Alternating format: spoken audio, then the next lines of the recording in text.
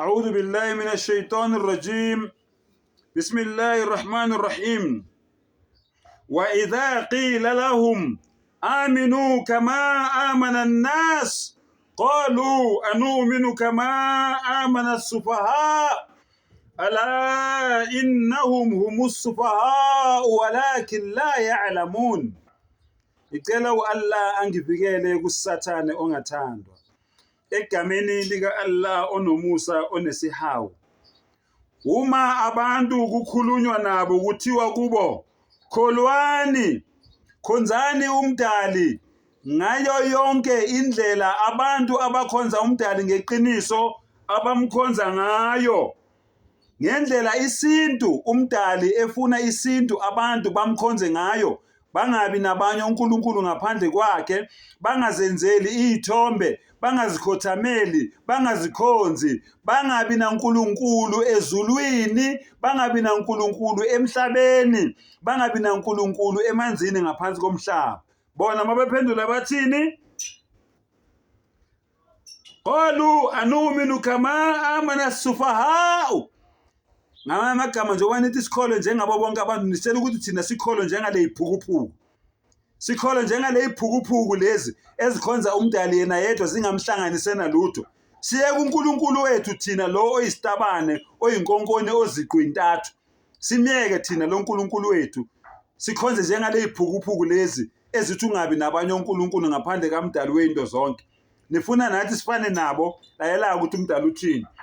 Ala innahum humus sufaha. Kahle kahle iphukuphuku yibona. Lawo bantu laba basho njalo, iphukuphuku yibona, walakin la ya'lamun, kodwa abazi. Abana clue, abazi. Abayitsheli, abakuboni futhi lokho, balahlekile. Babiza abantu abakholwayo ngeyiphukuphuku, iphukuphuku yibo. Lalela ke. Ngisekuye uEnigma lo obhizi okholisa abantu kanye nabanye obhululu bakhe abaningi abayinqwabe esibaziyo ababhizi bekholisa abantu. Ngisekuye uma yengifuna futhi uEnigma one on one ta Chris yimi lo am available. Ngibhekana noEnigma mina one on one, sibhekene kanje phambi kwamakhamera, sibuka umhlaba wonke.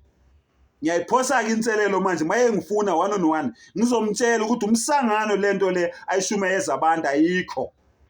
Kuningi akukhulumayo kwamaqiniso. Kodwa lokhu kokuthi umhlaba uJesu uyabuya nge23 nge24 zaka September, umsangano loyo nawe uyawazi futhi. Lalela ke ngivule la incwadi yabaseEfesu 5. Uyilalelisise. Iverse ubani? Iverse 6. Ukuhamba ekukhanyeni, isho njalo phezulu, ukuhamba ekukhanyeni. Maningakhohliswa umuntu ngamazwi, kepha manje ningikukhanya enkosini. Maningakhohliswa umuntu ngamazwi ayize. Uyezwa? Ningavumi uEnigma anikhohlise ngalamazwi akhe ayini ayize. Ngokuba ngenxa yalezo zinto ulaka lukaNkulunkulu lwehlela phezu kwabantwana bokungalaleli. Uma nike namlalela nje uEnigma, yena uEnigma uhamba nolaka likaNkulunkulu, nani nina enimlalelayo ulaka likaNkulunkulu lehlela phezu kwenu. Ngakho ke ningabi ngabahlanganyela nabo, hambelani kude noEnigma. Akusho mina, kusho iBhayibheli. Hambelani kude kunoEnigma nobhululu bakhe. Baningi abantu abakholisa abantu abafana noEnigma. Lithi iBhayibheli hambelani kude nabo. Ngokuba nani ngubumnyama, kepha manje ningukukhanya enkosini. Hambani njengabantwana bokukhanya. Ngokuba izithelo zokukhanya zisebuhleni bonke, nasekulungeni naseqinisweni.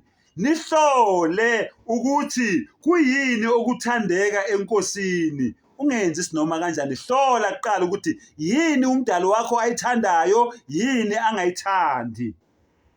Ningahlanganyeli imisebenzi yobumnyama engenazithelo, kepha kunaloko nidalule.